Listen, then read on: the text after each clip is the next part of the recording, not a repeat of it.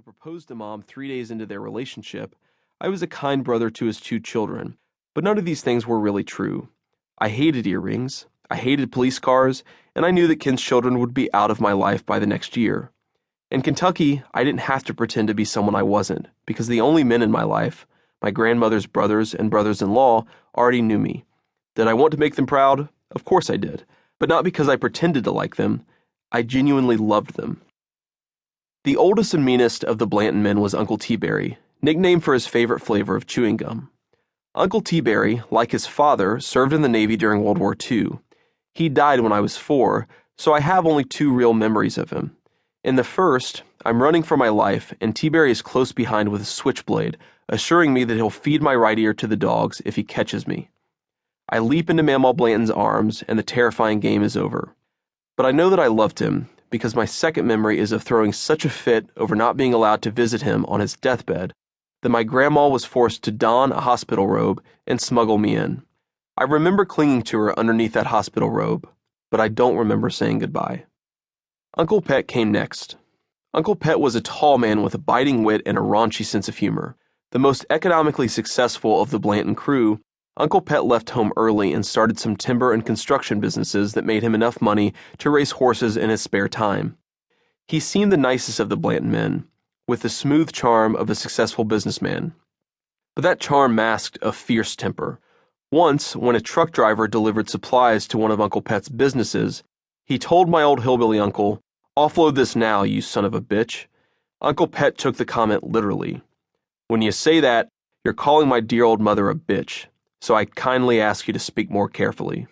When the driver, nicknamed Big Red because of his size and hair color, repeated the insult, Uncle Pet did what any rational business owner would do. He pulled the man from his truck, beat him unconscious, and ran an electric saw up and down his body.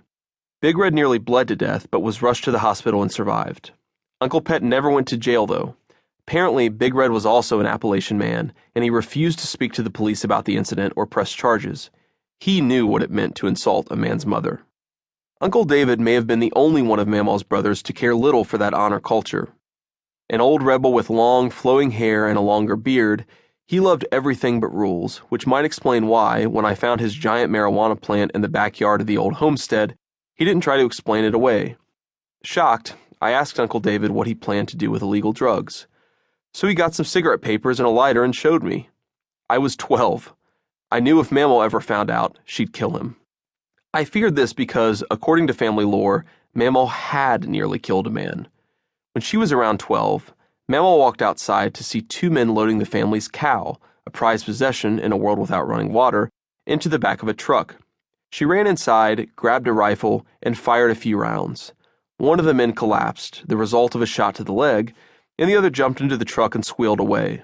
The would-be thief could barely crawl, so Mamaw approached him, raised the business end of her rifle to the man's head, and prepared to finish the job. Luckily for him, Uncle Pet intervened. Mamaw's first confirmed kill would have to wait for another day.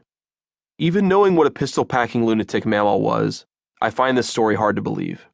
I polled members of my family, and about half had never heard the story.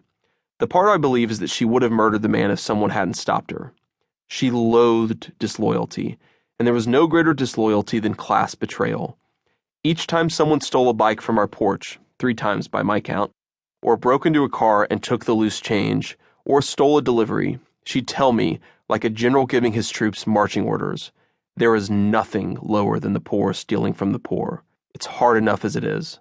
We sure as hell don't need to make it even harder on each other." Youngest of all the Blanton boys was Uncle Gary. He was the baby of the family and one of the sweetest men I ever knew. Uncle Gary left home young and built a successful roofing business in Indiana. A good husband and a better father, he'd always say to me, "We're proud of you, old J. causing me to swell with pride. He was my favorite, the only Blanton brother not to threaten me with a kick in the ass or a detached ear. My grandma also had 2 younger sisters, Betty and Rose, whom I loved very much, but I was obsessed with the Blanton men. Even as a boy, I would sit among them and beg them to tell and retell their stories. These men were the gatekeepers to the family's oral tradition, and I was their best student. Most of this tradition was far from child-appropriate.